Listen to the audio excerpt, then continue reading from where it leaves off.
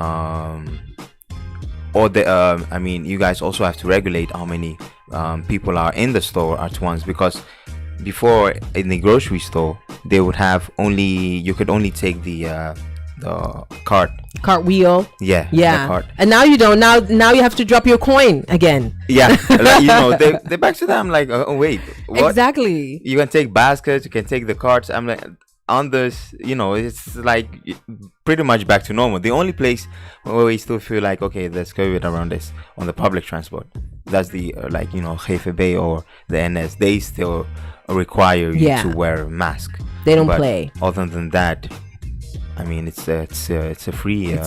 It's a free ride. You can do what you want. And that's about it. Well, wherever you are tuning in from, welcome to Africa on Focus. It's myself and Donny, and we are talking about very important things at this moment. Of course, vaccination is a serious thing. We are seriously wondering, how is it going at your end? Are you required to vaccinate? Have you taken your vaccination? And do you even wear a mask? Well, if we look in the UK, you know, office workers in England are not obliged to be vaccinated. But then again, England has been one of the front runners when it comes to, you know, being vaccinated. Of course, they were also graced to have their own variant. You know what I mean? And they're really dealing with the same thing. The government there will they won't go as far as requiring vaccine passports for entry to shops or pubs in England. The Transport Secretary Grant Shapps says some nightclubs require an NHS COVID pass for entry, while some football clubs have said they will also ask for proof of vaccination or a negative test. And Downing Street's continued insistence that so-called jabs for jobs policy is for individual businesses comes after some firms announce plans to make COVID-19 vaccination obligatory for all the workers. So there is also an ongoing discussion, and I think for most of the Western countries, it bumps, you know, with the policy of government or the country policy is that they cannot make it obligatory to, you know, get a vaccination, or else it would take people's mind back to, what was it, the period before World War II where, you know, the Jews had to wear a star. You know what I mean? Like, that can't happen again. Well, Boris Johnson announced earlier this month that vaccine passports would be compulsory to enter busy venues, so such as the nightclubs, in a move that provoked an immediate backlash from conservative backbenchers and the entertainment sector. So what you see is, even when you go there and touch on that topic, people will be going mad. So asked on a Friday about the question of employees receiving 2 vaccine doses before they go back to the office, Shapps told ITV's Good Morning Britain it was a good idea, but said, "We are not going to make that legislation that every adult has to be double vaccinated before they go back to the office." So ruling out vaccine passport for entry to shops or pubs. He also said, "I don't know why this is a particular controversial. 9 out of 10 people have had their first vaccination." That is true, you know, and are going on to have their second. So most people have already had their vaccinations anyway. And I'm talking about adults who have had their vaccinations anyway. Interesting. It's very interesting. So what would you do if you would be working at a major company? Would you do it because they tell you to, or would you be up for heavy debate? You know, that's a tough question. I think it's a matter of not for work, but for leisure or for entertainment. It's, you know, it's something different. That's it's really a choice. But work is so serious, or it's how do you say it? You can't take it lightly, and it's not always, or most of the time it's not even by choice. Right. So to make that kind of to give people that kind of ultimatum where they have to choose the vaccine or their job, I think that's a pretty serious case, and I think it's very uncomfortable for people, or to put people in that kind of position, right? So they have to think really deep about that, and that's where the pushback is coming from. It's not necessarily that you want to ask people to vaccine or to show that they are that they have their vaccine. Yeah. No, it's the fact that for what purpose, or what if they don't, show it, or what if they don't have the vaccine? Like, what happens to them? I think that is that's the bigger deal. Yeah. Yeah. It is. But for myself, I don't know. I don't know if I would be able to. I think that will be my point of contention as well, or point of argument. It's the fact that it's not that I might not want to get the vaccine, or I will get the vaccine, but I will not get it because of my work, or it's I don't like that kind of. Yeah, I think that's where a lot of people get. Yeah. It's a sensitive topic because you're now forcing people to. Right. Yeah. So it's like, I think that's what it is. That's what triggers the controversy. Yeah. I stand behind that, but it's left to see for how long. For how long? Yeah. It's the same thing with what if airlines start saying that too? Before you can fly, for their workers. No, for their passengers. If KLM decides, or isn't it what they're saying British already? Airways decides that you have to show a negative or a COVID, that you have your vaccine before you can board you can fly to wherever. Okay, so not tests, but the vaccine thing. Okay, vaccine, right. So then that if once they do that, then actually governments are a big pressure will be taken off of governments, because now it's not their requirement that you need a vaccine to come inside their country. No, that the airline has decided that. So it's okay. They are like, okay, what, we just have to focus on our own citizens. Yeah, we cannot deal with, or we don't have to deal with people passing through or travelers. Yeah, we leave that up to the airlines to do that. If they want to require a PCR test, that's up to them, or if they want to require vaccine passport, that's also up to them. But I think the focus, the bigger focus, is also on what are the governments going to do with their own citizens. I know that the Dutch within the EU, they have the vaccine passport. Actually, within the EU, it's of great help. You can travel to many places if you have already been vaccinated without going to quarantine, without even showing a PCR test result. So over here it's working, let's say, in the benefit of whomever has it. Yeah. But it's not guaranteed for if you are traveling. Not yet. Yeah. It's not guaranteed for if you're going to the UK and you're vaccinated. The EU vaccine passport doesn't really count or hold any much weight over there, and the other way around. But they're working towards that. I think in the near future they will have this one vaccine passport. It's like your yellow book, the what your health passport thing. Yeah. Once you have that, then you can pretty much use that to go anywhere. Yeah. But to what cost?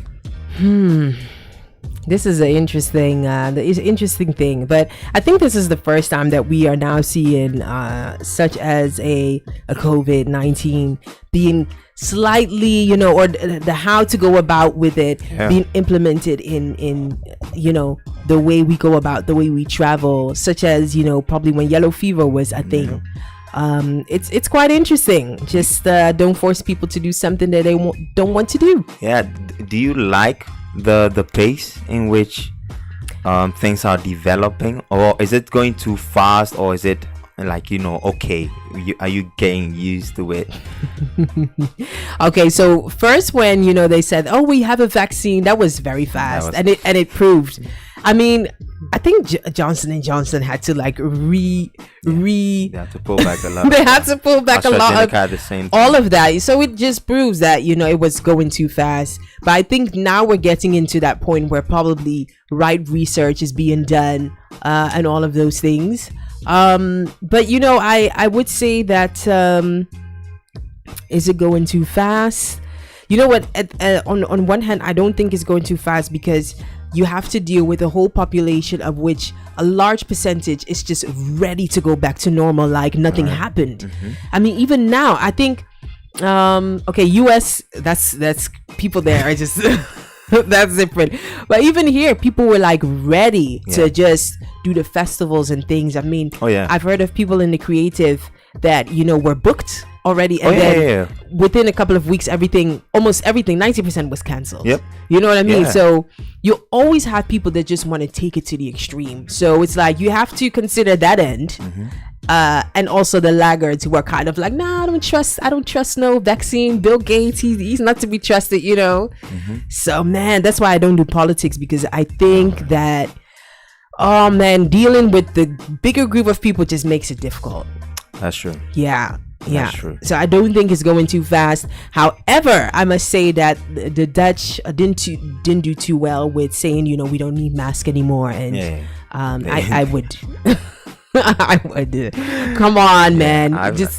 I never trusted how they open things up, right? That was way too quick. Until you can like really consider it as a flu, as officially a flu, then you do that, but not like at this stage. That was actually that's wild. It's wild, man. It's wild. So yeah, that one I don't do, but let's just see how things roll out.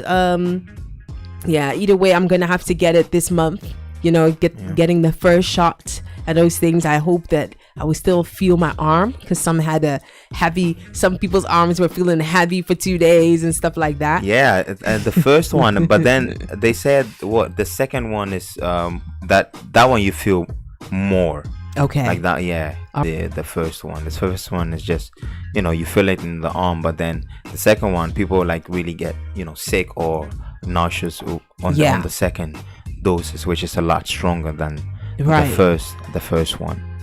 Interesting. But if you've had COVID already, you don't only have to take one shot. All right, so that's the thing now, because the antibodies, or if you're black. Yo, I was hoping, so if I actually go for mine, I hope I only have to take one. But the thing is, I've never had COVID, or let's say I've never tested positive for COVID, so I will have to get 2 shots. Yeah, you're gonna have to get that. Absolutely. So it's interesting times that we're living in. Yeah, what I would say is, you know, get your vaccine. And do you think they actually updated the vaccine? I don't think they have. No. Right? So no. You know, one of the things that has also showed is the fact that now more people are being vaccinated, are already vaccinated. Like in the UK, 70% have already received their first dose, and over 56 have received the second dose. Here in the Netherlands, similar figures, and like for instance, a country like Israel, where 60% is fully vaccinated, over 65% is fully vaccinated, you still see like the cases are still, you know, rising, right? You know, the good thing is that, of course, the admissions to the hospitals is a lot less than when people are not when people are not vaccinated. But the other thing is, it doesn't necessarily prevent the spread of the virus. And I was discussing with someone else, and the person told me to look, or the person suggested that the cases is rising amongst those who are not vaccinated, and that's what he was saying. But I wasn't so sure about that, because I haven't seen the numbers on that. Because that would be interesting, and that will actually give the vaccine more credit, right? But what I know, or what I think, how much I've read, is the fact that it's spreading overall. Even those who are vaccinated still get it, or still actually pass it on. They just don't get really sick or this and that, but they do test positive. So I didn't know that. Oh yeah. So you know, again, get vaccine, but you can still get COVID. But we have to get the numbers down. That's I think that's what we want to do. They've already fixed the first part, which is limit or mitigate the hospital admissions, making sure that the hospitals don't get too full and this and that. So that problem is already fixed, hopefully, and hopefully it stays that way. Right. But they also have to make, let's say, ensure that the spread goes down by either updating their vaccines. So the vaccines that we have been given, I'm not sure, I think this is the same vaccine that they rolled out in February. I think it's the exact same one. But then, we are like 6 months further, more research and this and that. And you've also seen that at first Pfizer, for instance, was 95%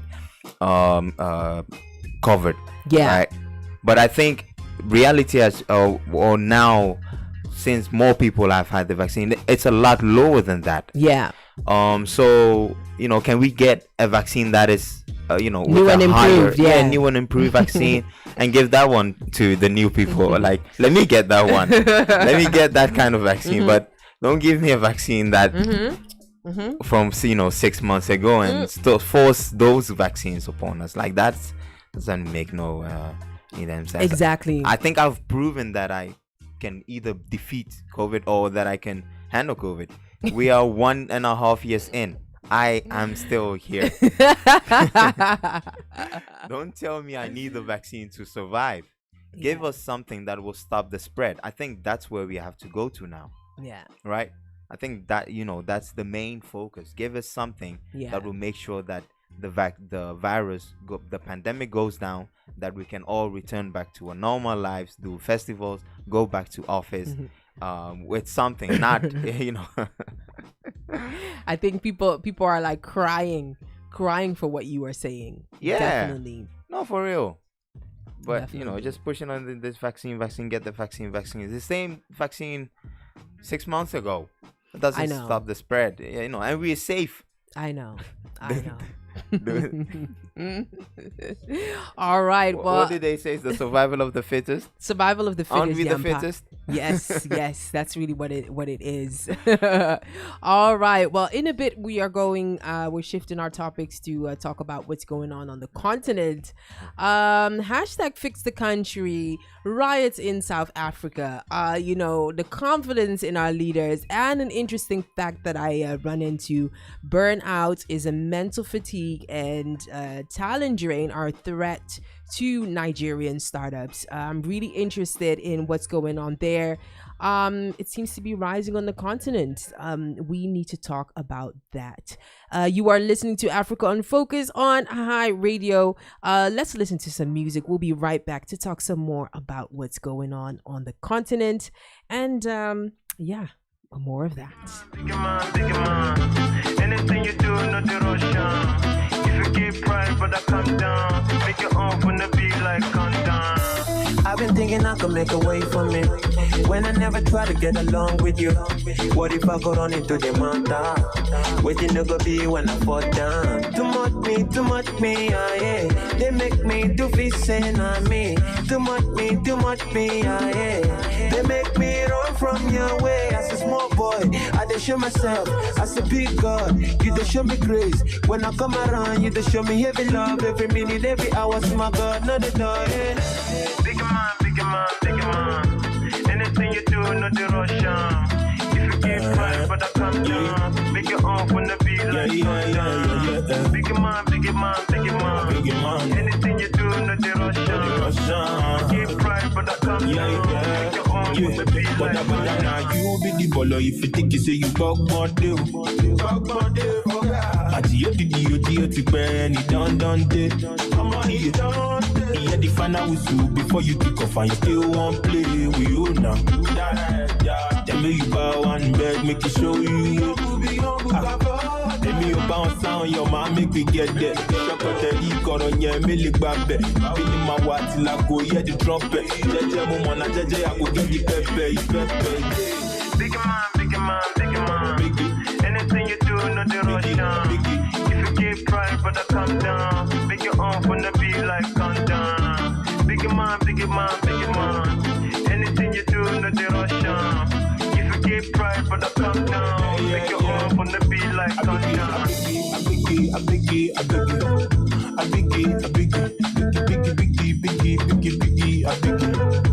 biggie, man, no.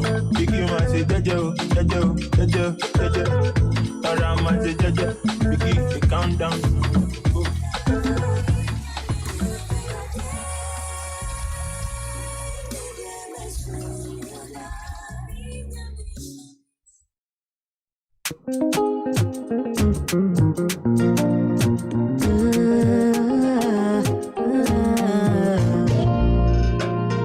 I find myself inspired to sing about your love, unconditional and overwhelming. If I must explain, the grace, the mercies, favor, pride over me.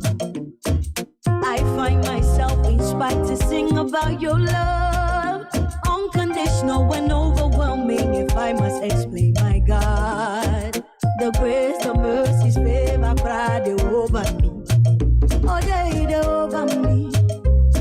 It over me. Oh, don't bruise they over me. It over me. Your love it over me. My God, your love it over me. Apart from your love, your mercy is over me. Not only your grace, but your wonders through the over. Sometimes I question myself, why you love me so? Unchanging love and care, I must admit. Apart from your love, your mercy is over me.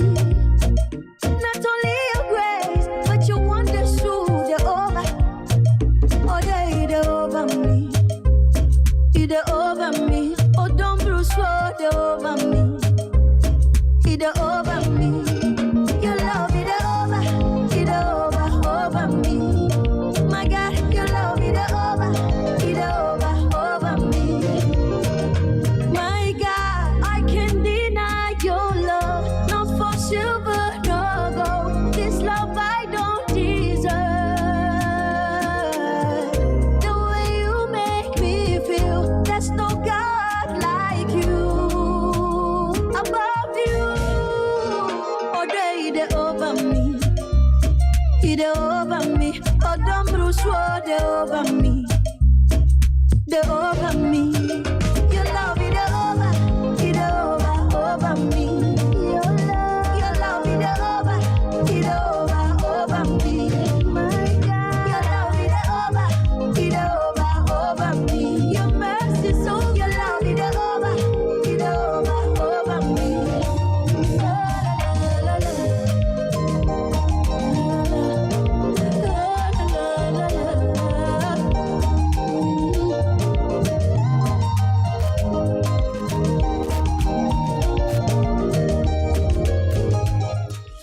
All right, and that is Bettina Bonsu, a talent from Amsterdam, upcoming artist with her record called Over Me. Shout out to Hendrix and Calby, who happen to be part of my band. They produced that song and everything, so I'm all the way, supporting them and spinning their records. Over Me is the record. Make sure that you find it on YouTube and you spin that song. And before that, we listened to Obaringi with Biggie Man, Biggie Man, Biggie Man.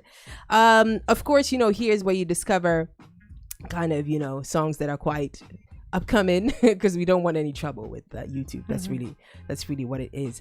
Anyway, welcome back to Africa on Focus. You are listening to myself and Donny here on Hi Radio, the voice of the next generation. Hi Radio is Amsterdam's most dynamic satellite and digital radio station.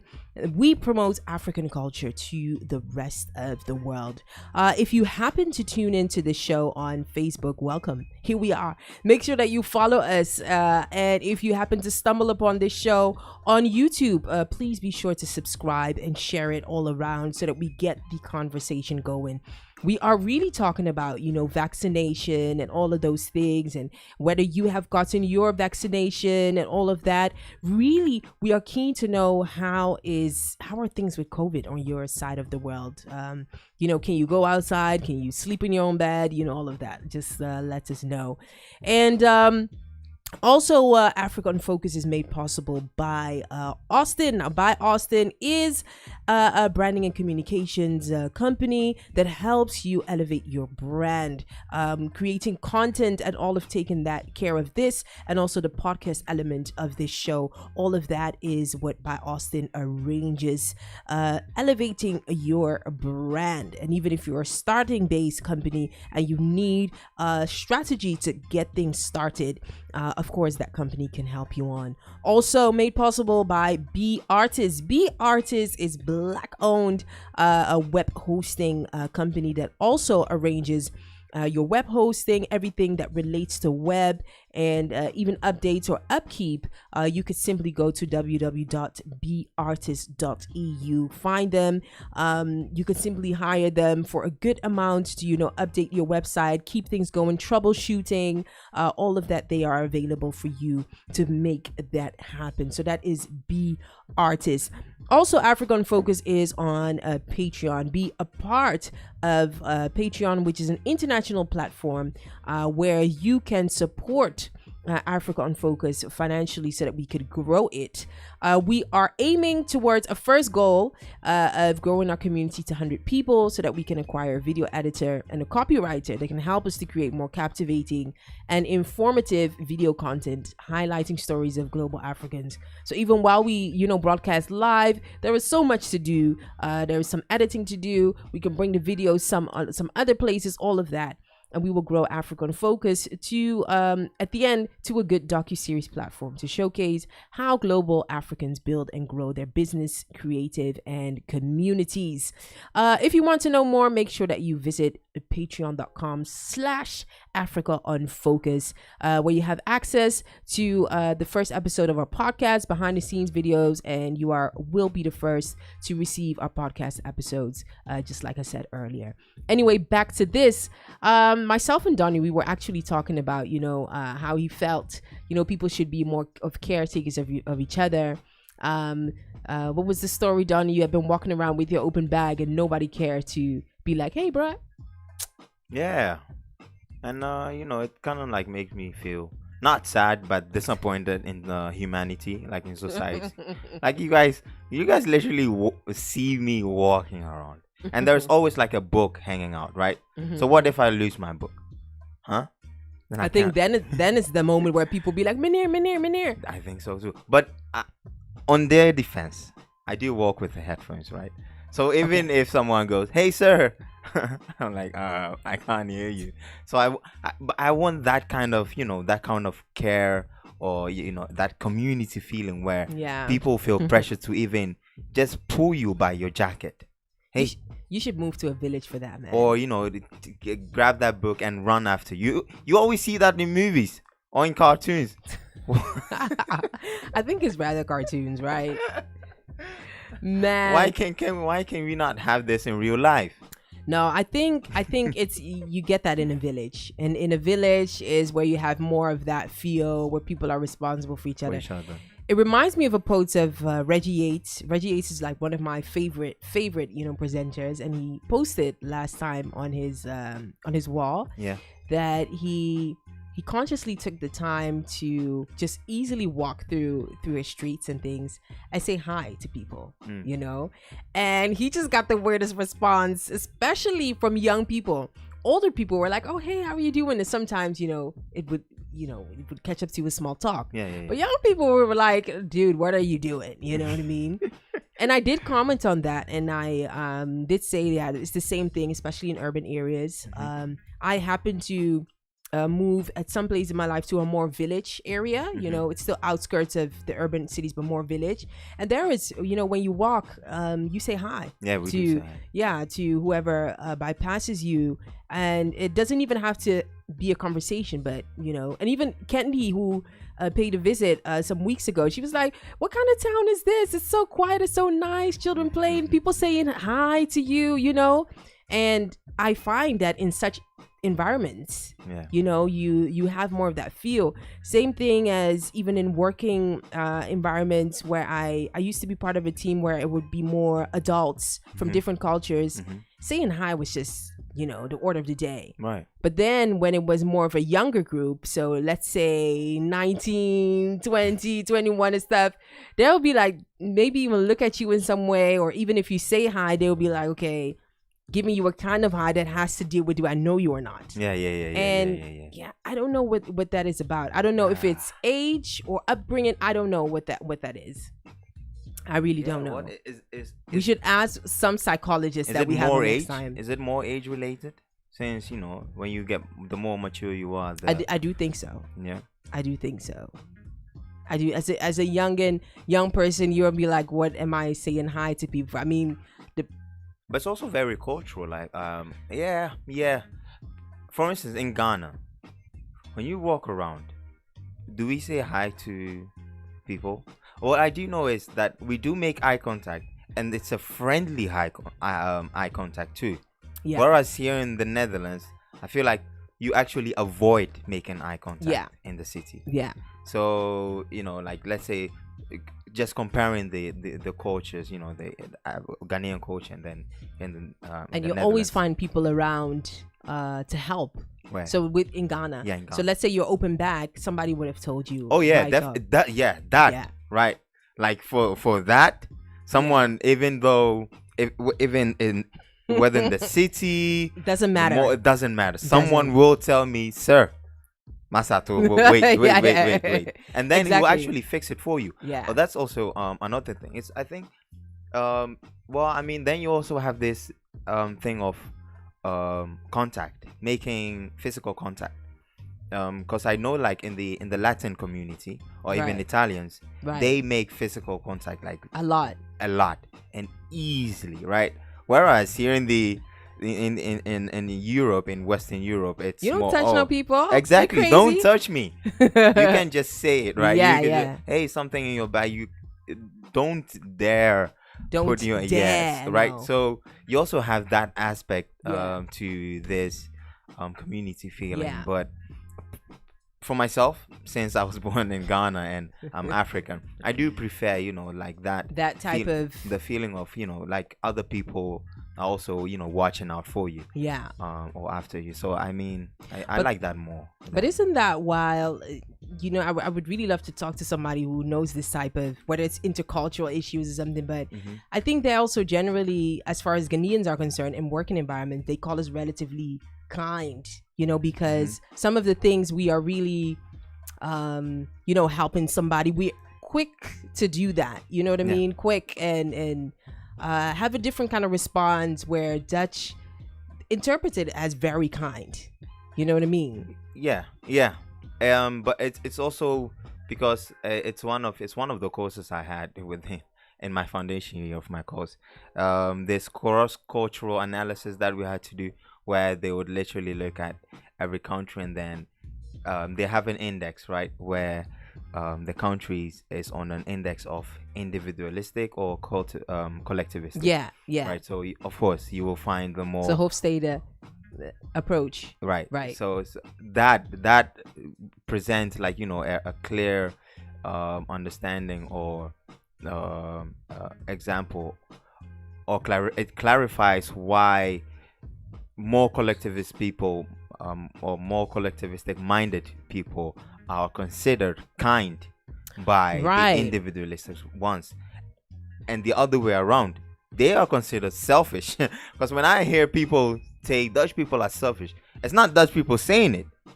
No, it's not. It's the others. Yeah, it is. Right? Saying, I think, Dutch people are so selfish and so greedy about every cent and this and that. Yeah, but Dutch amongst themselves, no, it's the right thing to do. It's the way to do things. Yeah, we went out together, we ate together. This is the bill. We're gonna share it together. Yeah. You take care of yourself. Have you seen ING's TikTok video? I haven't. I should check it out. Oh my goodness, it's so funny. Like, they have this, like the Tiki. Yeah. The ABN AMRO Tiki, but then there's a ING one, and they made. There's an ING Tiki. Yeah, kind of, and they made. I'll send it to you. It's so funny, and what even makes it more funny is the fact that it came from the ING bank themselves. I didn't think they made it, but apparently they actually posted it, so I'm not sure if they made it, but they definitely posted it on their ING TikTok. It's the funniest thing ever. We need to check that out. Okay, yeah. But more of a caring for each other, more of a concern for each other is definitely something that wouldn't hurt. Yes. Wouldn't hurt. And as you get older, you realize, that's what life is about anyway. Yeah. And I think that is why the older people are more generous and open to others. I think so. You just realize, hey, it's fine, getting that whatever in your career, but hey. Yeah, hey. Well, all right. That was some good talk. Let's go on and see what's going on in the continent. It's been quite quiet relating the topics that come from South Africa. Man, what's going on there? What do you mean quiet? Like there are like in terms of news and things that. So I'm even like wondering, is it still extreme? What's going on? I think it's very much strong. I mean they've burned down a lot already, right? So it is quieting down, but the state of emergency is still high, right? They can't go a year long burning down, then you're literally going to tear Africa apart. But you're right, the news coverage from there has been on the downside. It has declined. But what I know that the state of emergency over there is as high as ever. There's still military troops surrounding or surveying cities and the areas, but there are definitely still riots going on. 300 deaths already. So it's a horror story. Man, I wouldn't be around there. No.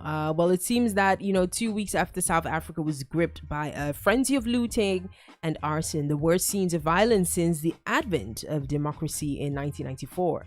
Oof. The makeshift roadblocks and mounds of rubbish in the port city of Durban have been cleared away. But soldiers continue to patrol tense neighborhoods devastated by a week of anarchy that left more than 300 people dead. Wow. Everything is gone.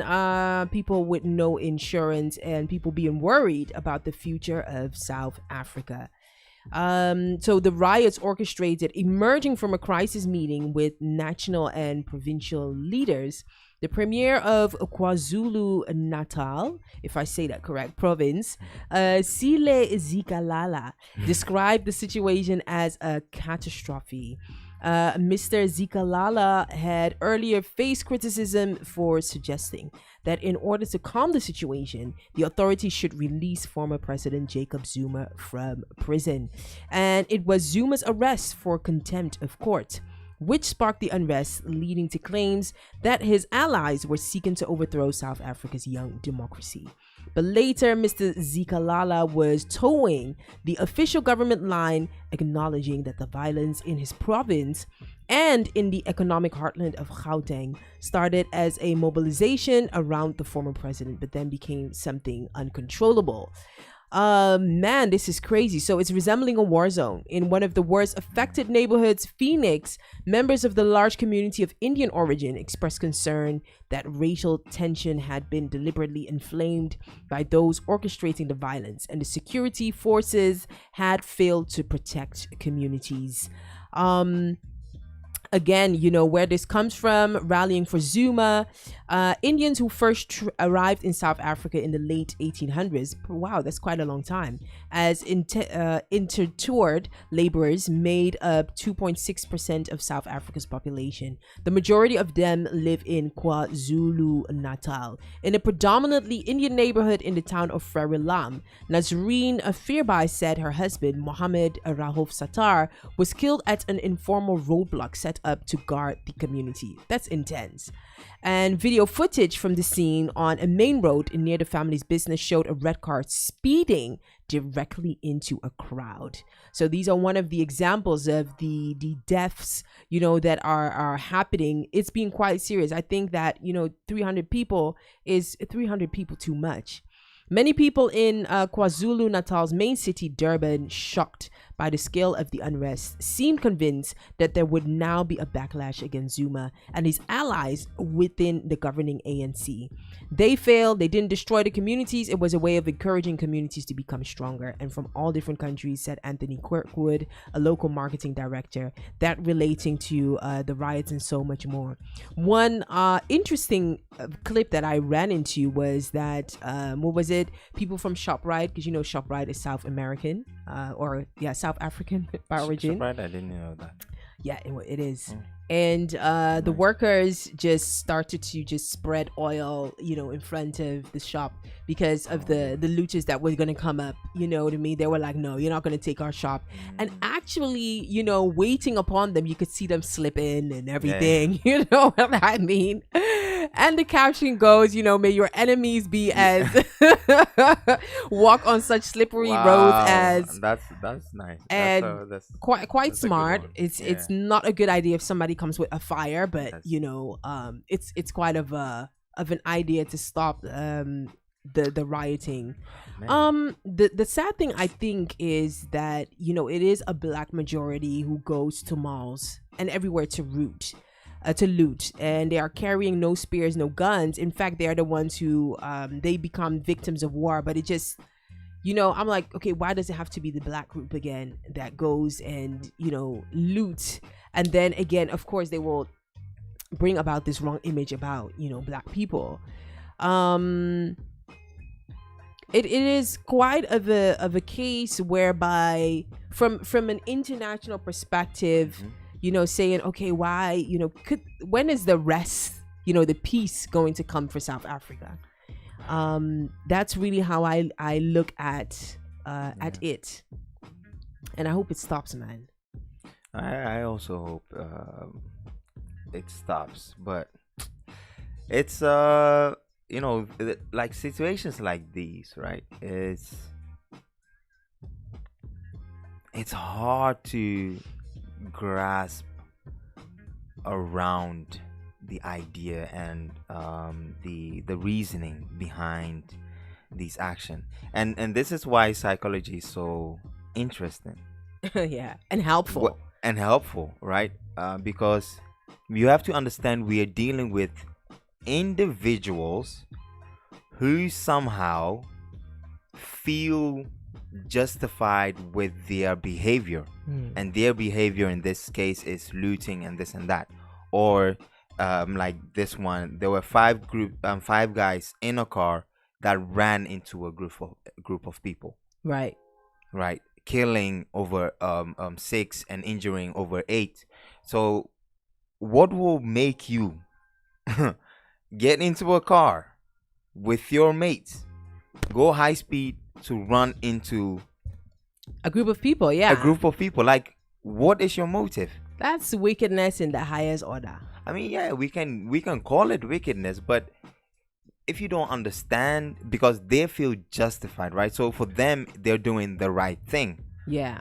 But why is that considered the right thing for them? Good question. To say that, let's say, it's just evil, that is also like, I don't understand it. It is what it is, because the outcome of it is just not good. Right. So then it's evil. But Jordan Peterson, for instance, has had a seminar or a lecture one day where he was talking about tragedy versus evil. Tragedy happens, but evil is something different. I would consider this a tragedy, where when we do this to ourselves, it's a tragedy. It is. But you can stop tragedy. One of his points was tragedy, we can stop, we inflict that upon ourselves. Yeah. However, evil is something different. Evil does exist though, but it's something different, and not all tragedies should be considered evil, right? Because if we consider that evil, that means that it is what it is, and it's that. But when we actually take time to differentiate those two, we actually get to understand why negative things are happening. And if once we understand that and perceive that to be tragedy, then we also have a way around that. It's like, once you understand why those 5 guys entered into that car and do that, and you actually you so you find the causes of their intentions, or you find their intentions, and you satisfy that intentions other way, you actually prevent them into, from stepping into the car and actually doing that. But we live in a society where this takes time. There are consequences to the acts that probably would have been or have been done already and things. Yeah, but it's like it takes time to get into the mind, or it takes time to find the intentions of all of us. Yeah. Right? Of course, you're dealing with such a huge group. We all have different minds, and we all are persuaded differently. Mm-hmm. Even probably some of the guys were Christians. Some of them could have been Muslims. Right. Regardless of their religion, they still, commit these things, what we considered, or someone will consider evil or tragedy. Right? So these things are all happening. But it's just too time consuming. The world, we don't have time for these things. That's why a lot of things happen with us, and especially with Black people, because we're dealing with so many other stuff that prioritize our own mental health. It does, yeah. It's quite of a luxury to be able to deal with the mental, or at least that's how I see it. It is, and it's so important that you just said that, because that's the thing. Finding time for your mental health is actually a luxury. It is. And I'm actually getting to understand that more. Mm-hmm. Somehow I made time for it. I'm really into my mental health. Sure, right? sure. So, and obviously, because here we have the room to do that. Yeah. Yeah, but on the other hand, I also realize how much I've had to sacrifice other stuff, other things, in order to get this right. And I never really stood by it, because I was like, I'm doing what I feel like it's right, or what I deem to be right for myself to do. Yeah. But I realized that other people don't get there because they prioritize the other stuff. Yeah. And they feel pulled by the other stuff more than their own mental health. Yeah. And that luxury, they cannot have that luxury, because they're dealing with so much more other things that, yeah. Right. So yeah, it's definitely the fact that our mental health, or finding time for your mental health, and it's a luxury. Can you have that kind of luxury when you in an economy, in a country where the economy is in a recession? No, you definitely won't have that kind of. Can you have that luxury for your mental health when you're within a nation that doesn't secure jobs for their graduates? No, you don't. You won't have that time. Same when in a country where your country or that nation doesn't provide the infrastructure to run global economy. Yeah, you will not have time for that. For that mental health. So it's hard. It's hard. Yeah, it is. It's hard, and it is. Very passionate about this too. Very much. Yeah, definitely. You are you are very passionate about it. Yeah. Man, in the meantime, I really want to apologize to people that tuned in through Facebook. I didn't realize we were actually live on Facebook, so thank you, Slim, for giving me the heads up. So I really have to share some comments to people that have been listening. Precious Nana Gold, shout out to you who are saying you both are looking good, especially my lady. Thank you very much for that compliment, Precious Nana Gold. Shout out to you from Antwerp, from where you are listening. Let us know how you are doing through this COVID thing and how it is in your environment. Fifi, also shout out to you who just said, I just had my first shot yesterday here in Italy. From 6th of August, you don't have the certificate of the vaccination. You will not be allowed to shops, restaurants, cinemas, etc. Well, Italy was quite in the heart of all the craziness. So, there I'll be like, okay, I'll do it. I'll see it, because the cases there were a bit, Italy was one of the first countries that suffered. Oh, man. Yeah, they went down real quick. It was a purge among the old people as well, That was bad. Ms.aba, shout out to you, lady. Thanks so much for listening always. Who says, no, the vaccines are not updated. They are all in trial phase. And I know, Ms.aba, I think you also work in health, so you have quite an idea of how that goes. And that relates to once we talked about, they should update the vaccinations and things. It's about time. And also GH Kings. GH Kings, shout out to you. You are welcome back, Ms. Thanks so much. Linda in Troom, who says, you know what, hoping I'm here in Ghana and we are having fun out here. Corona is all political business, and at the same time, World War III. We have to pretend fighting. Okay, that's really, really serious. And Ghana for make wanna talk I'm easy, which is slim, which is this pigeon thing. Man, the pigeon thing, pigeon, just like that BBC pigeon. I understand it once I read it out loud. You know what I mean? Oh, yeah. But yeah. You couldn't say it yourself. Not from on top of my head. I could make it pigeon-ish, but not like. Okay. Oh. Probably the person that speaks proper English would be like, "Girl, what are you talking about?" Or the one who speaks pigeon is like, what are you talking about? Exactly. No, it's I always find it such a, what's it called, I don't know, such a language that is quite tough. I find it like when men talk it's nice, but when a lady starts talking, it's like, what are you saying, man? Am I right? You know what, you're right. Well, yeah, right. It's like slang. It's when I hear females using slang, I always look twice. Like, it's not that I don't expect it or they shouldn't, but I don't know, somehow it's just different, more proper when it's let the man use it. Females, please don't say that too loud, Donny. You can, but don't let me get dragged on Twitter for exactly for this. But I get what you're saying. I have the same I have the same thing, and I've heard more men say that, like, slang with coming from some women, it's just somehow I do think it can be attractive though.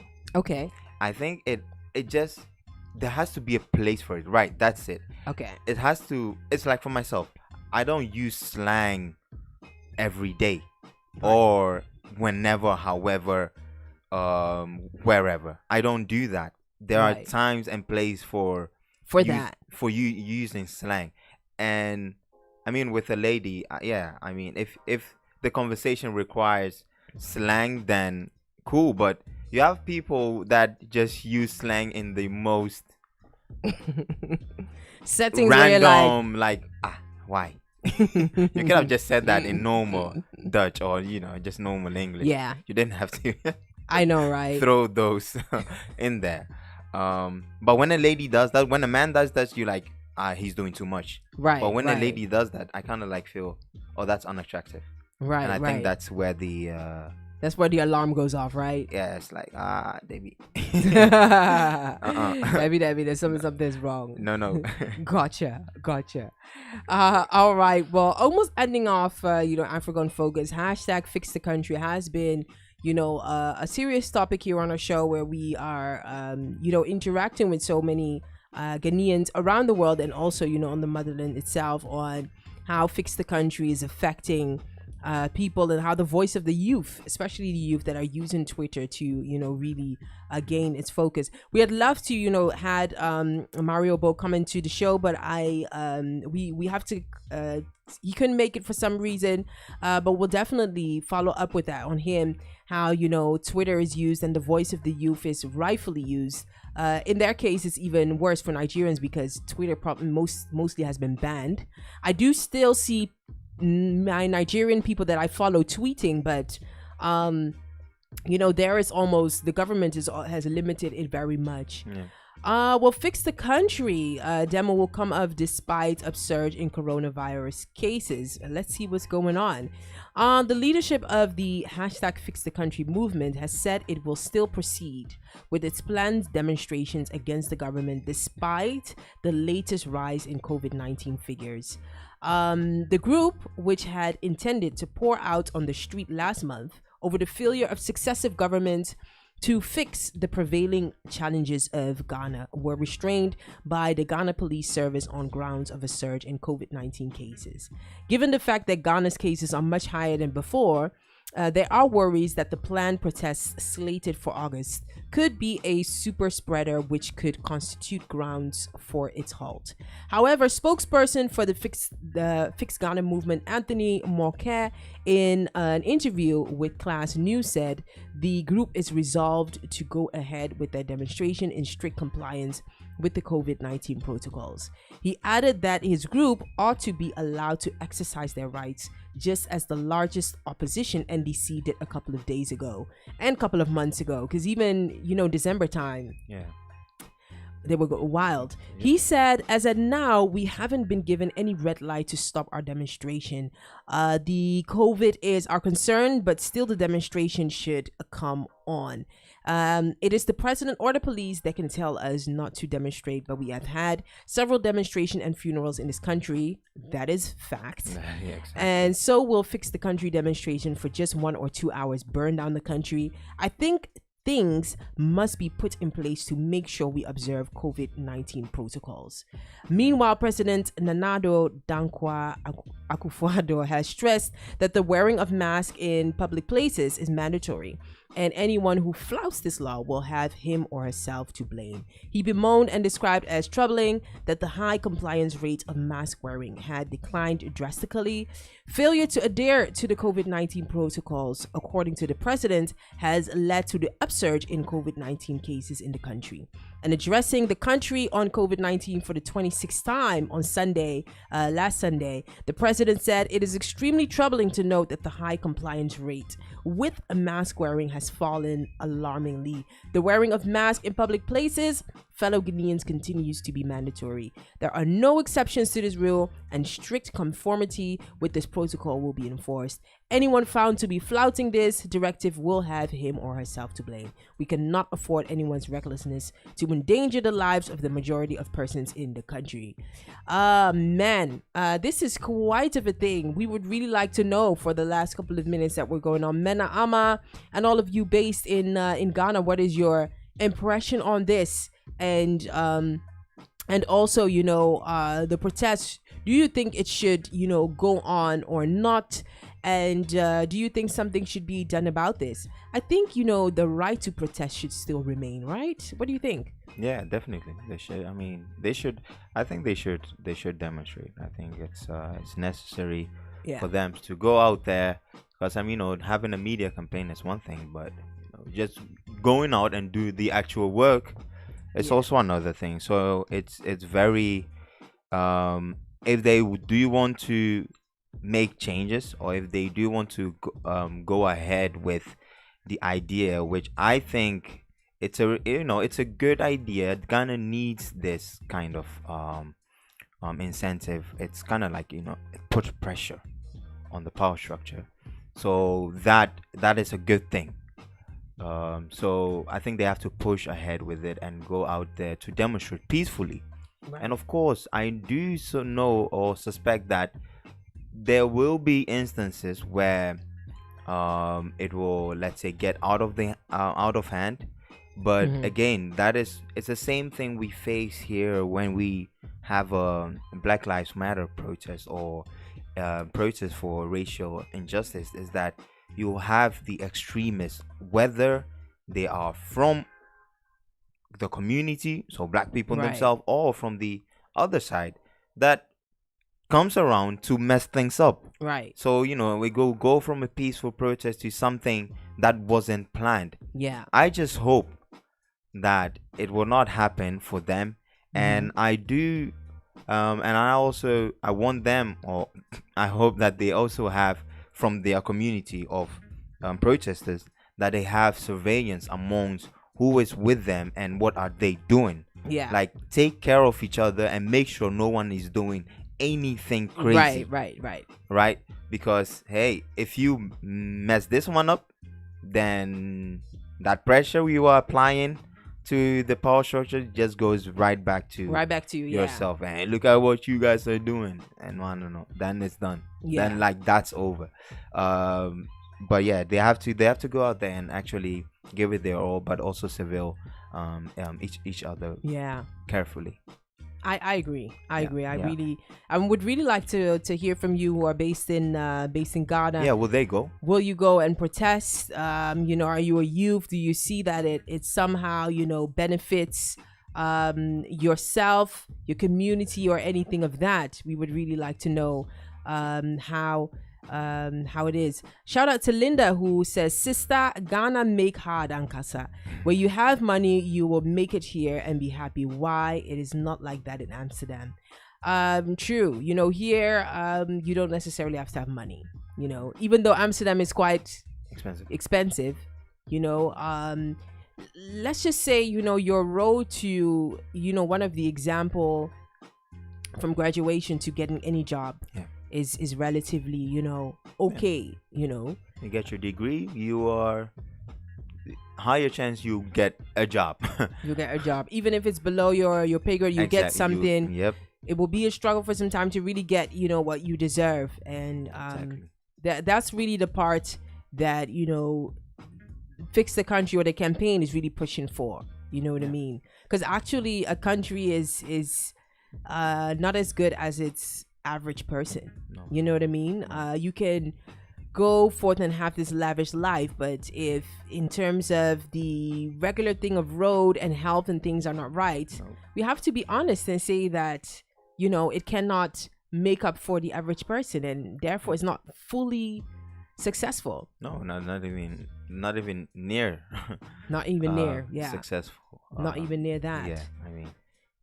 Also, Linda Trum also is saying that it's the country really needs to be fixed. G8 Kings is saying, "Miss, here is not easy at all. We are on hell on earth right now here." Are you going to the demonstration? I want to know that. Is anyone going to the demonstration? Let's see that. We would really like to hear. Are you going to demonstrate? So that government can wake up and do something. Ms.aba saying, "Miss, when was the last time you visit GH? We are surfing right here. The sun is hot and the system to make hot here as well." Oh man, it is hot. Will you be protesting, Ms.aba? Will you be doing something about it? Do you think it is necessary? And what do you feel could also be done, from leading of that campaign? Or should we be like I'm seeing even here reading from Diana Samoa, who says God is the only one who can fix the country? Could we go that who is a gospel musician, of course, and she's admonishing Ghanaians to look to God. She says, basically what she said is she believes that with God all things are possible, and as people we have to understand and seek his face in times of trouble. And she said that we need to trust in the Lord with all our hearts and desist from relying on our own understanding of men. She insisted that when the organizers trust in God and seek his face, they would get what they are asking for. The organizers? Yeah. How about the politicians? I'm sure some politicians are pastors and stuff. Yeah. How come there is no system in place? The working system. Yeah. I mean, it's when people put God in the mixture, I'm like, we believe in him. We have faith. There are how many churches? Look at how many, on the corners, right? Yeah. Look at how many national prophets we have in Ghana. Plenty. Right. So to say that with God there is a way and this and that, I'm like, I mean, God is probably there. Like, no.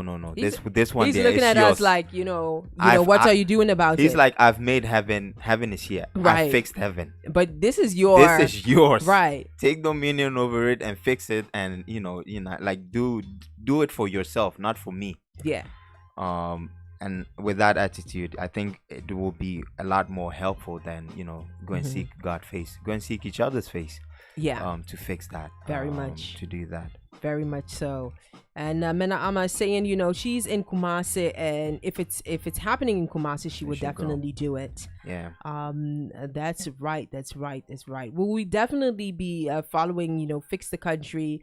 It is something really serious, especially, when it comes to the youth in Ghana, and ensuring that, something really, really must be done about this. We'll be continuing to talk about it, raise the topic, and highlight this issue since it concerns the motherland. Hits FM Amsterdam says, Sister Aba, we are in Ghana now fixing waters and helping our people. The conditions here and the systems are really bad if you coming from outside.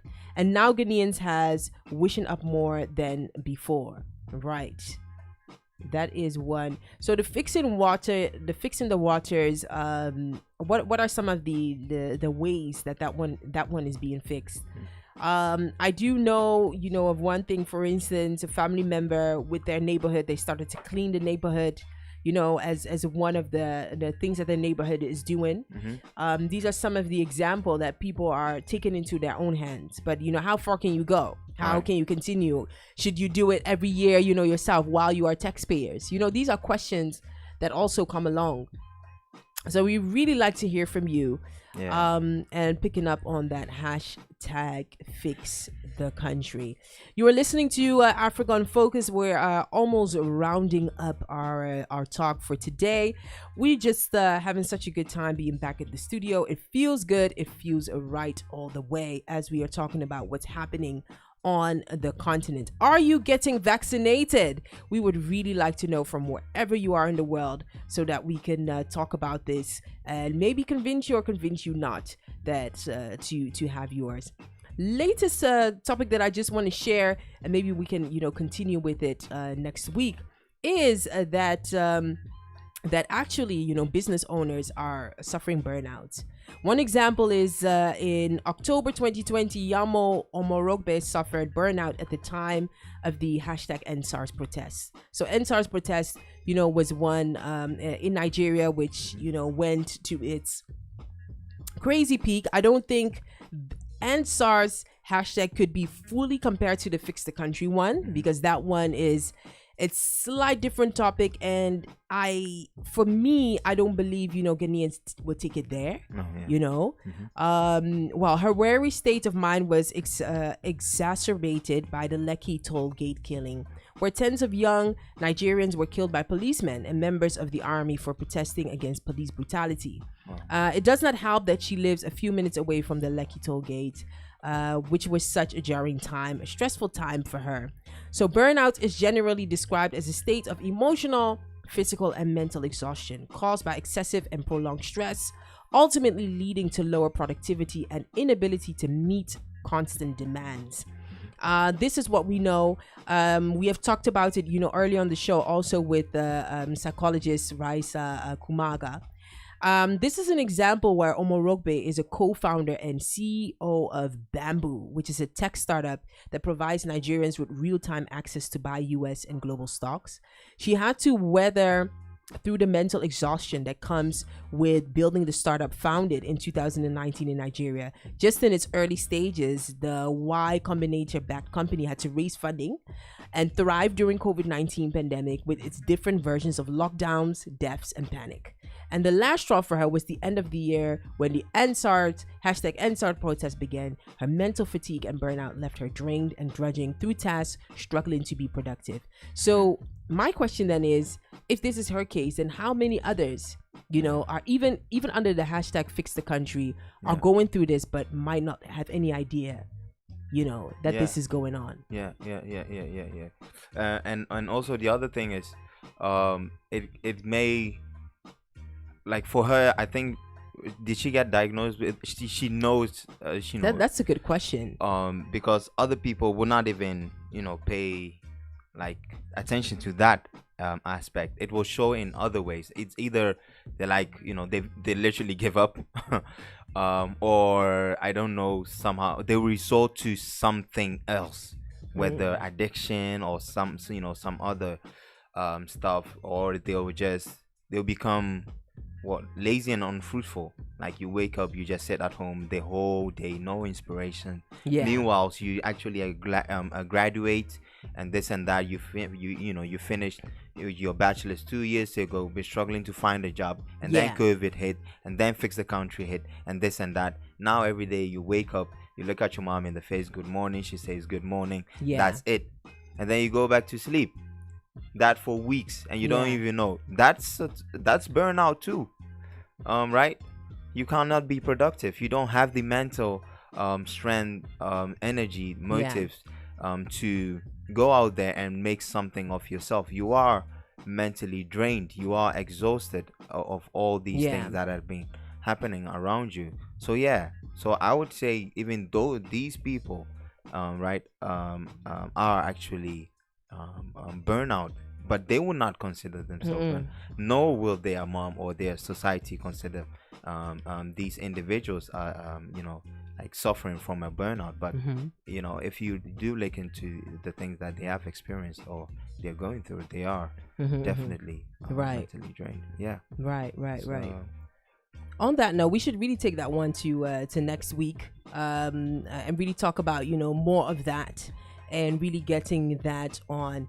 Shout out to Hits FM Amsterdam, who says, I swear something is wrong with your page. I see the number of people responding and the number of people commenting. It doesn't match. It is because Facebook is being quite hard to get. Let me just say it that way. The thing with Facebook, it has quite some restrictions, and we have been quite guilty of playing particular songs that we shouldn't be playing without registering. So I think that's the reason why some of the things are being held back, and also the many shares that we arrange. But we will work on that and provide also a way where we can communicate on YouTube, because that offers us more freedom. So I think next week we will come on Facebook though, but then we'll share a link that will bring it to YouTube so that we can have the discussions and really what we should, and really grace this with the comments that we really deserve. Oh man, I think this is the first time that we have been able to talk on every news flash point. And we actually we trimmed it down. We trimmed it down. Definitely. Well, we've reached the end of Africa on Focus. Any plans for this week, Donny? First week of August, right? First week of August, yes. Is it a break? No, nothing new. Okay. Well, it's the normal week of making sure that we stay safe. Africa on Focus, this is where we share our success stories.